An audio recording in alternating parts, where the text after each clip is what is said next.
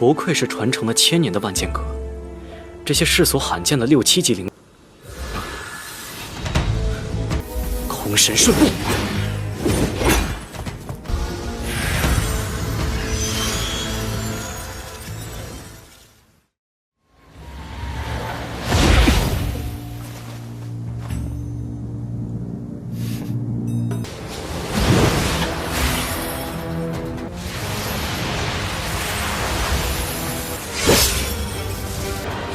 出剑吧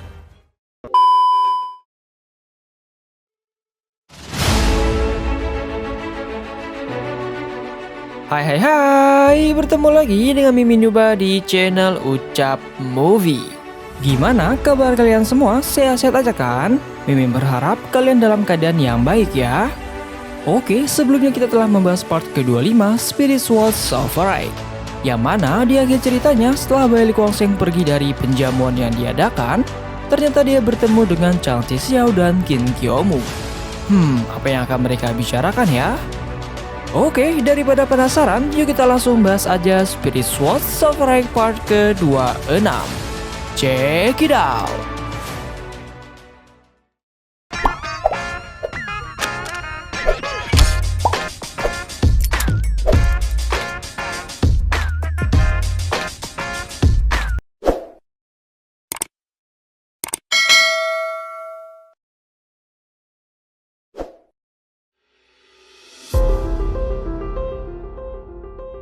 Melanjutkan part sebelumnya, sini mulai dengan pertemuan Bai Likuangseng dengan Chang Zixiao dan Qin Qiumu. Di sini, Bai Likuangseng mempertanyakan keberanian mereka karena telah menyalahgunakan perintah Master Pedang untuk memanggil dirinya. Karena ada sebuah aturan di mana saat kondisi pavilion terdesak, mereka bisa memanggil para Master Pedang yang sedang berlatih di luar untuk segera kembali ke pavilion Wanjian secepatnya. Dan sepertinya Chang Zixiao membohongi Bai Likuangseng agar dia kembali ke pavilion Wanjian. Bai Likuangseng ternyata sudah bisa menduga niat mereka memanggil dirinya, yang mana mereka ingin meminta pertolongan Bai Likuangseng mengenai masalah pribadi antara divisi urusan internal dengan Luo Yun.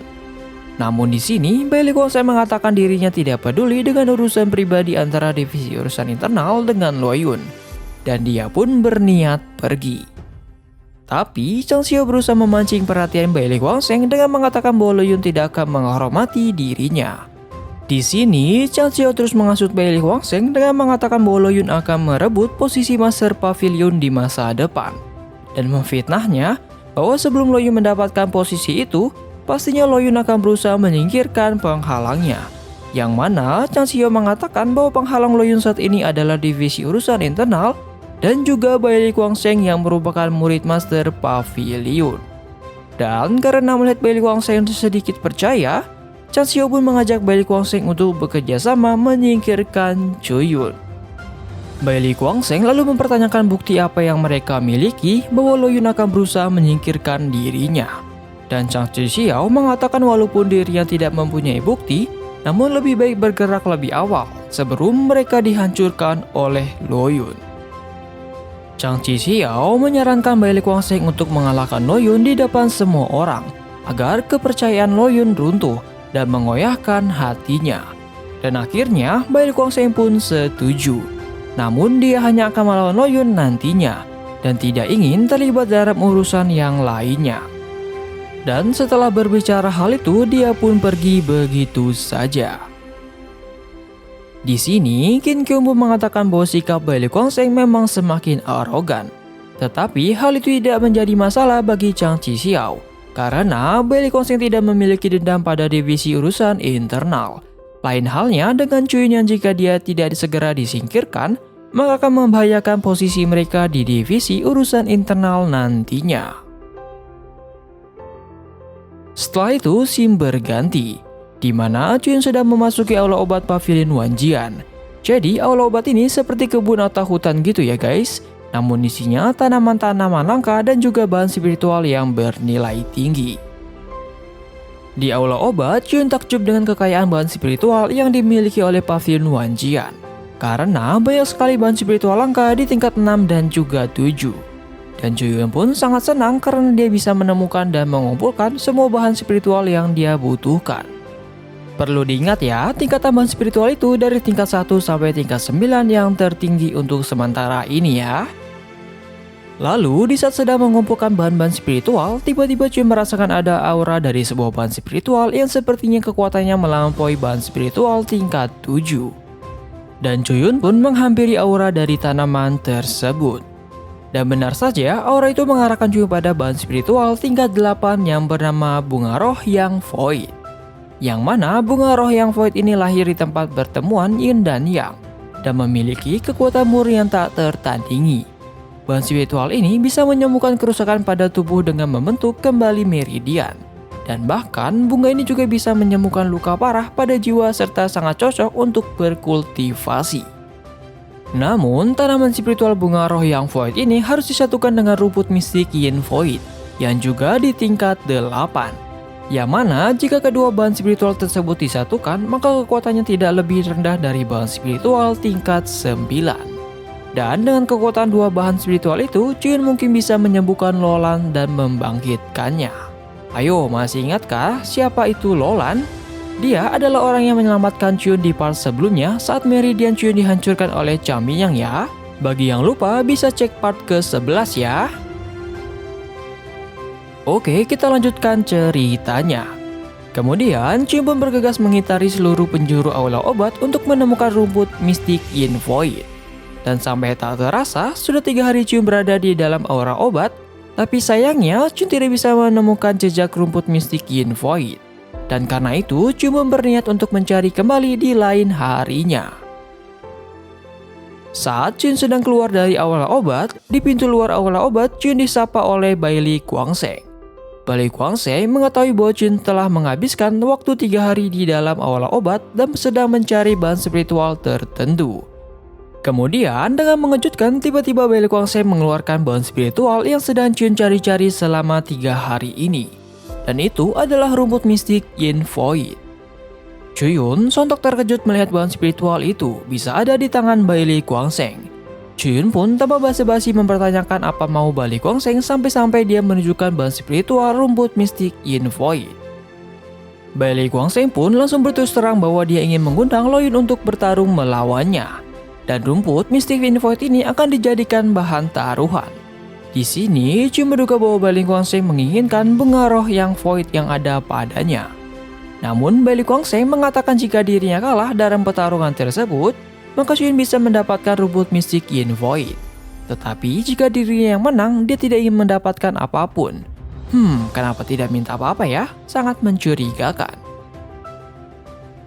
Dan setelah Juyun menerima tantangan tersebut, Bailey Guangsheng pun pergi sambil mengatakan bahwa pertarungannya akan berlangsung 3 hari lagi di puncak gunung Wanjian.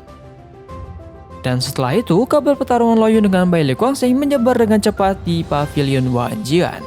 Bahkan Master Pavilion juga penasaran siapa yang lebih berbakat di antara Lo Yun dengan Bailey Guangsheng. Sedangkan di divisi perekrutan, para Master Pedang divisi perekrutan merasa khawatir dengan pertarungan tersebut. Apalagi mereka merasakan bahwa hasilnya tidak akan baik bagi Lo Yun. Sebenarnya, Juyun juga khawatir dengan pertarungan melawan Bailey Guangsheng. Bagaimana tidak, bakat Bailey Guangsheng tidak lebih rendah daripada Juyun. Selain itu, di antara mereka juga memiliki kesenjangan tingkatan kultivasi. Namun bukan Juyun jika dia menyerah. Juyun pun berterima kasih kepada para master divisi perekrutan karena telah mengkhawatirkannya. Namun Juyun berkata sudah memiliki rencana untuk melawan Bailey Guangsheng. Dan Juyun pun pamit pergi untuk berlatih. Setelah itu, scene pun berganti. Malam harinya, Bailey Guangsheng bertemu dengan divisi internal. Di sini, Bailey Guangsheng menanyakan bagaimana mereka bisa mengetahui kalau Lo Yun membutuhkan rumput mistik yin void di aula obat. Master Pedang Qin Kyomu lalu menceritakan bahwa aula obat ternyata diurus oleh divisi internal. Dan bahkan mereka bisa melakukan apapun secara diam-diam. Jadi ibaratnya, sebagai para Master Pedang divisi internal, mereka memiliki otoritas atau kekuatan seperti itu untuk mengetahui apa yang Juyun inginkan di sana. Mendengar hal itu, Bailey Guangsheng pun mengatakan bahwa seharusnya otoritas itu digunakan oleh para Master Pedang untuk menjaga keamanan pavilion Wanjian. bukan malah digunakan untuk kepentingan pribadi. Zhang Xiao pun berusaha untuk membela dirinya. Dia mengatakan apa yang dia lakukan ini bukan hanya untuk urusan pribadi, tetapi hal itu juga untuk membantu Bai Luongseng untuk menjadi Master Pavilion. Selain itu, divisi internal juga bisa menyingkirkan musuh mereka, yaitu si Cuyun ini. Mendengar penjelasan itu, Bai Luongseng pun tidak begitu peduli. Dia pun menyuruh Zhang Zixiao dan Qin Qiumu untuk kembali. Dan setelah itu, dia pun pergi. Di saat itu, Qin Qiumu sempat kesal. Jika bukan karena status Bai Luongseng yang sama seperti Lo Yun, maka dia tidak akan mau merendahkan dirinya di hadapan Bai Luongseng. Namun, demi menyingkirkan Lo Yun, maka mereka harus melakukan segala cara. Singkat cerita, waktu pertarungan antara Cuyun dengan Bai Luongseng pun tiba. Di puncak Gunung Wanjian sudah sangat ramai, karena berita pertarungan Cuyun versus Bai Luongseng sangatlah menarik perhatian seluruh murid di Pavilion Wanjian. Sayangnya, hari itu Cuyun datang terlambat.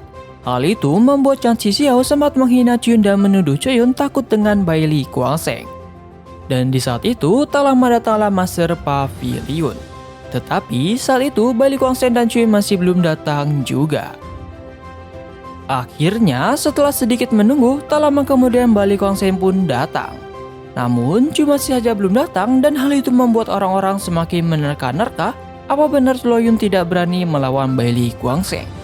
Dan Zhang Zixiao sempat senang karena keterlambatan ini. Dan dia yakin bahwa hari ini reputasi Lo Yun akan hancur. Namun, kesenangan itu hanya sementara. Tak lama, Cuyun pun tiba dan meminta maaf atas keterlambatannya. Dan selain itu, dengan tanpa sedikit rasa takut, dia pun sudah siap untuk memulai pertarungan. Master Pavilion pun tak sabar melihat pertarungan mereka, dan menebak pertarungan ini pastinya akan sangat luar biasa. Dan sebelum bertarung, Bai Luongseng menyadari perubahan pada diri Lo Yun, yang mana kultivasi Cuyun ini sudah di ranah roh surgawi tingkat 3 dan ilmu pedangnya menjadi lebih ganas. Cuyun pun mengakui bahwa dia tidak akan menyerah karena dia sudah berjanji sebelumnya untuk bertarung hari ini. Kemudian Cuyun pun mengeluarkan pedangnya dan menyuruh Bai Luongseng untuk mengeluarkan pedangnya juga. Tapi Bai Luongseng masih saja berdiam diri tanpa mengeluarkan pedangnya. Dan pada sampai akhirnya, tiba-tiba Bai Luongseng mengatakan bahwa dirinya menyerah.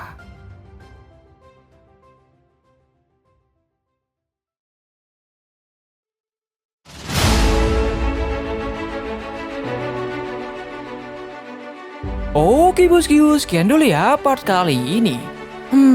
Ini yang sangat-sangat bikin penasaran ya. Tapi tenang bosku, kita akan melanjutkan di part selanjutnya mengenai alasan Bai Luongseng tiba-tiba menyerah sebelum bertanding dengan Cuyun. Hehehe, penasaran kan? Kalau gitu tunggu di part selanjutnya ya.